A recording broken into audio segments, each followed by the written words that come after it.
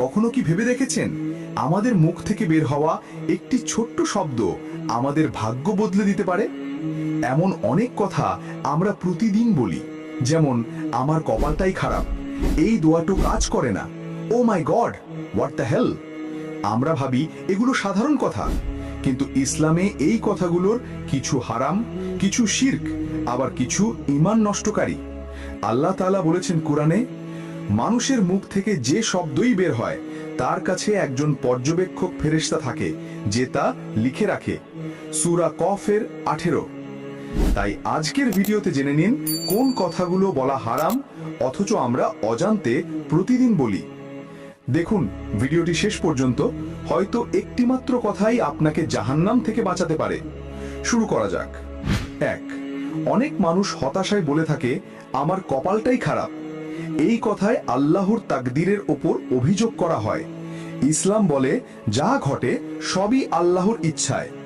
রাসূল সাল্লাল্লাহু আলাইহি ওয়াসাল্লাম বলেছেন, তুমি বলো না যে আমি যদি এটা করতাম, বরং বলো আল্লাহ যা চেয়েছেন তাই হয়েছে। সহিহ মুসলিম। 2, তাছাড়া এটা বলা এই দোয়া তো কাজ করে না, এই কথায় দোয়ার শক্তি নিয়ে সন্দেহ করা হয়। অথচ আল্লাহ বলেন আমার কাছে দোয়া করো, আমি তা কবুল করব। সূরা গাফির 60। তাই কখনো দেরি হলেও বিশ্বাস রাখুন আল্লাহ শুনছেন, শুধু সময় দিচ্ছেন। 3, আজকাল অনেকে বলে থাকে ও মাই গড বা OMG।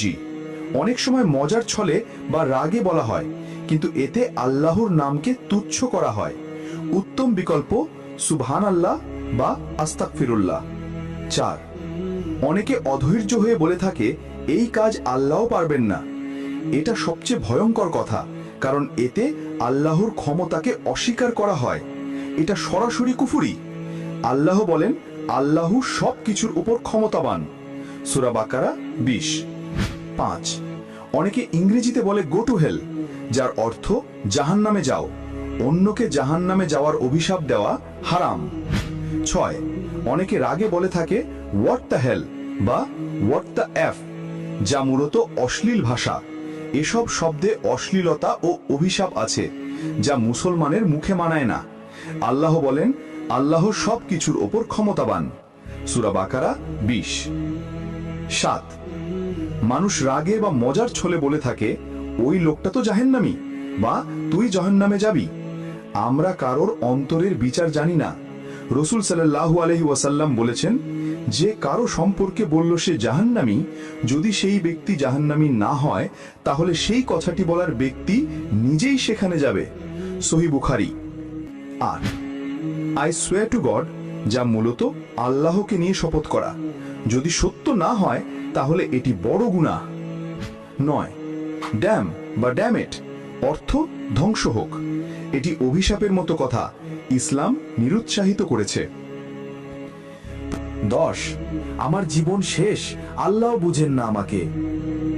আল্লাহর রহমত থেকে নিরাশ হওয়া বড় গুনাহ। আল্লাহ বলেন আল্লাহর রহমত থেকে নিরাশ হয়ো না, শুধু কাফেররাই নিরাশ হয়। সূরা ইউসুফের 87। প্রতিটির অর্থ ইসলামী দৃষ্টিকোণ এবং বিকল্প শব্দ, যেমন সুবহানাল্লাহ, আলহামদুলিল্লাহ, আস্তাগফিরুল্লাহ। আল্লাহ আমাদের মুখে একটি ছোট জিহ্বা দিয়েছেন, কিন্তু সেই জিহ্বাই হয়তো আমাদের জান্নাতের টিকিট, আবার হতে পারে জাহান্নামের পথ। তাই আসুন আমরা মুখকে পবিত্র রাখি, আল্লাহর নাম জপে জীবন সাজাই, আর জিহ্বাকে ব্যবহার করি শুধু কল্যাণের জন্য। যদি ভিডিওটা দেখে কোনো উপকার হয় তো লাইক ও সাবস্ক্রাইব করুন এবং কিছু বলতে চাইলে কমেন্ট করবেন। আল্লাহ হাফেজ।